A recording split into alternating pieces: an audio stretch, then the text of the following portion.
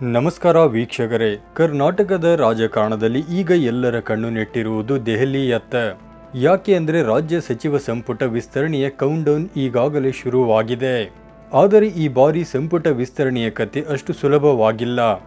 ಯಾಕಂದರೆ ಬೆಳಗಾವಿ ಎಂಬ ರಾಜಕೀಯ ಅಖಾಡದಲ್ಲಿ ಈಗ ಹೈ ವೋಲ್ಟೇಜ್ ಕಸರತ್ತು ನಡೀತಿದೆ.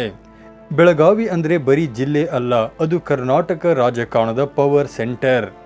ಈಗ ಅಲ್ಲಿ ಅಸಲಿ ಚದುರಂಗದಾಟ ಶುರುವಾಗಿರೋದು ಬೆಳಗಾವಿ ಸಾಹುಕಾರ ಅಂತಾನೆ ಹೆಸರಾದ ಸತೀಶ್ ಜಾರಕಿಹೊಳಿ. ಅಚ್ಚರಿಯ ವಿಷಯ ಅಂದರೆ ಸತೀಶ್ ಜಾರಕಿಹೊಳಿ ಅವರು ನೇರವಾಗಿ ಎಐಸಿಸಿ ಅಧ್ಯಕ್ಷ ಮಲ್ಲಿಕಾರ್ಜುನ್ ಖರ್ಗೆ ಅವರ ಅಂಗಳಕ್ಕೆ ಇಳಿದು ಬಿಟ್ಟಿದ್ದಾರೆ. ಇದು ಬರೀ ಮಂತ್ರಿ ಸ್ಥಾನಕ್ಕಾಗಿ ನಡೆಯುತ್ತಿರುವ ಹೋರಾಟ ಅಲ್ಲ, ಇದು ಬೆಳಗಾವಿಯ ಮೇಲೆ ಯಾರು ಹಿಡಿತ ಸಾಧಿಸಬೇಕು ಅನ್ನೋ ಪ್ರತಿಷ್ಠೆಯ ಸಮರ. ಒಂದೆಡೆ ಲಕ್ಷ್ಮಣ ಸವದಿ, ಇನ್ನೊಂದೆಡೆ ಲಕ್ಷ್ಮೀ ಹೆಬ್ಬಾಳ್ಕರ್. ಇವರಿಬ್ಬರಿಗೂ ಸತೀಶ್ ಜಾರಕಿಹೊಳಿ ಭೀಕರವಾಗಿ ಚೆಕ್ಮೇಟ್ ನೀಡಲು ಸಿದ್ಧರಾಗಿದ್ದಾರೆ. ಇವತ್ತಿನ ಈ ವಿಶೇಷ ವರದಿಯಲ್ಲಿ ನಾವು ಬೆಳಗಾವಿ ರಾಜಕೀಯದ ಒಳಗುಟ್ಟುಗಳನ್ನು ಬಯಲು ಮಾಡಲಿದ್ದೇವೆ.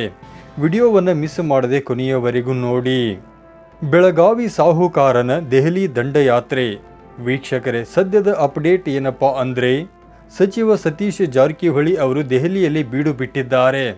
ಅವರು ಸುಮ್ಮನೆ ಅಲ್ಲಿಗೆ ಹೋಗಿಲ್ಲ, ತಮ್ಮ ಆಪ್ತ ಶಾಸಕರ ಪಟ್ಟಿಯನ್ನು ಹಿಡಿದುಕೊಂಡು ಖರ್ಗೆಯವರ ಮುಂದೆ ಕುಳಿತಿದ್ದಾರೆ. ಬೆಳಗಾವಿಯಲ್ಲಿ ಕಾಂಗ್ರೆಸ್ ನಾಯಕರಿಗೆ ಕೊರತೆ ಇಲ್ಲ, ಆದರೆ ಅಲ್ಲಿ ಇರುವವರೆಲ್ಲರೂ ಘಟಾನುಘಟಿಗಳೇ.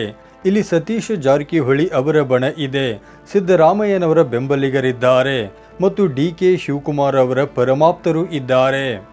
ಸತೀಶ್ ಜಾರಕಿಹೊಳಿ ಅವರ ಬೇಡಿಕೆ ಏನೆಂದರೆ ಲಿಂಗಾಯತ ಕೋಟಾದಡಿಯಲ್ಲಿ ಮಹಂತೇಶ್ ಕೌಜಲಗಿ ಅಥವಾ ಅಶೋಕ್ ಪಟ್ಟಣವರಲ್ಲಿ ಒಬ್ಬರಿಗೆ ಮಂತ್ರಿ ಸ್ಥಾನ ಕೊಡಬೇಕು. ಇನ್ನು ಅಲ್ಪಸಂಖ್ಯಾತ ಕೋಟಾದಲ್ಲಿ ಬೆಳಗಾವಿ ಉತ್ತರ ಕ್ಷೇತ್ರದ ಶಾಸಕ ಆಸಿಫ್ ಸೇಠ್ ಅವರಿಗೆ ಮಂತ್ರಿಗಿರಿ ನೀಡಲೇಬೇಕು ಅನ್ನೋದು ಸಾಹುಕಾರನ ಭಾರೀ ಒತ್ತಡ. ಯಾಕೆ ಸತೀಶ್ ಜಾರಕಿಹೊಳಿ ಇವರ ಹೆಸರನ್ನೇ ಶಿಫಾರಸು ಮಾಡ್ತಿದ್ದಾರೆ, ಇದರ ಹಿಂದೆ ಯಾವ ರಹಸ್ಯ ಅಡಗಿದೆ ಅನ್ನೋದನ್ನು ಮುಂದೆ ಹೇಳ್ತೀವಿ. ಸವದಿ ಮತ್ತು ಹೆಬ್ಬಾಳ್ಕರ್ಗೆ ಚೆಕ್ಮೇಟ್. ಬೆಳಗಾವಿ ರಾಜಕೀಯದಲ್ಲಿ ಈಗ ದೊಡ್ಡ ಪ್ರಶ್ನೆ ಇರೋದು ಮಾಜಿ ಸಚಿವೆ ಲಕ್ಷ್ಮೀ ಹೆಬ್ಬಾಳ್ಕರ್ ಮತ್ತು ಅಥಣಿ ಸಾಹುಕಾರ ಲಕ್ಷ್ಮಣ ಸವದಿ ಅವರ ಬಗ್ಗೆ. ಇವರಿಬ್ಬರು ಮಂತ್ರಿ ಸ್ಥಾನಕ್ಕಾಗಿ ಭಾರೀ ಓಡಾಟ ನಡೆಸುತ್ತಿದ್ದಾರೆ. ಆದರೆ ಸತೀಶ್ ಜಾರಕಿಹೊಳಿ ಅವರ ಈ ನಡೆಯಲ್ಲಿ ಒಂದು ಗಂಭೀರವಾದ ಉದ್ದೇಶವಿದೆ. ಅದೇನೆಂದರೆ ತನ್ನ ಪರಮಾಪ್ತ ಬಳಗದವರಿಗೆ ಮಂತ್ರಿ ಸ್ಥಾನ ಕೊಡಿಸುವುದು.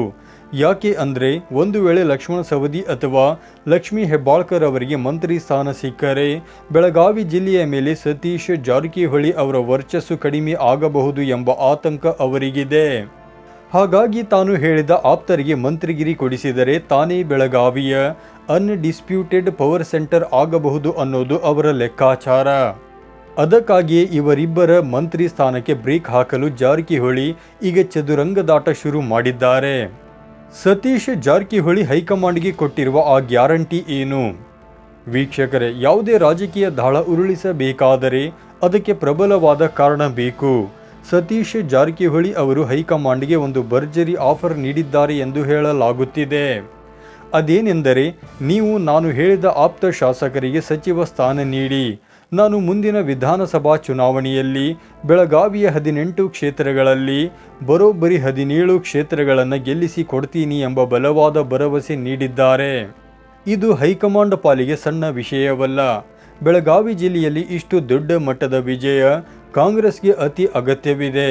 ಈ ಗ್ಯಾರಂಟಿಯನ್ನು ಮುಂದಿಟ್ಟುಕೊಂಡು ಅಶೋಕ್ ಪಟ್ಟಣ್ ಮತ್ತು ಮಹಂತೇಶ್ ಕೌಜಲಗಿ ಅವರಿಗೆ ಜಾರಕಿಹೊಳಿ ಬೆಂಬಲ ನೀಡುತ್ತಿದ್ದಾರೆ.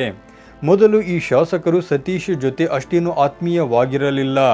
ಆದರೆ ಇತ್ತೀಚಿನ ದಿನಗಳಲ್ಲಿ ಬೆಳಗಾವಿ ಭದ್ರಕೋಟೆಯನ್ನು ತನ್ನಲ್ಲೇ ಉಳಿಸಿಕೊಳ್ಳಲು ಸಾಹುಕಾರ್ ಇವರನ್ನೆಲ್ಲ ತನ್ನ ಆಪ್ತ ಬಳಗಕ್ಕೆ ಸೇರಿಸಿಕೊಂಡಿದ್ದಾರೆ ಎನ್ನಲಾಗುತ್ತಿದೆ.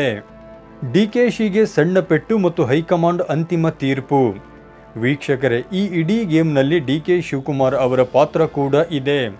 ಲಕ್ಷ್ಮೀ ಹೆಬ್ಬಾಳ್ಕರ್ ಅವರು ಡಿಕೆಶಿ ಅವರ ಪರಮಾಪ್ತರು.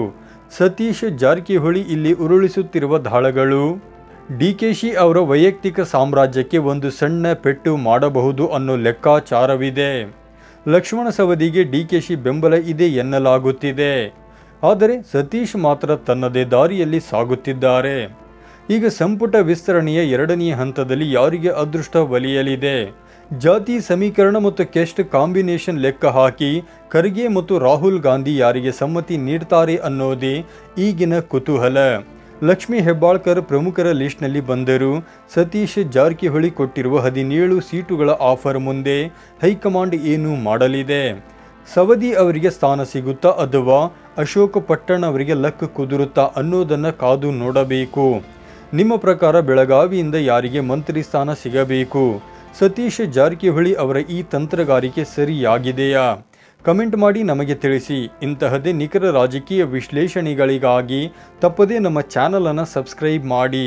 ಧನ್ಯವಾದಗಳು.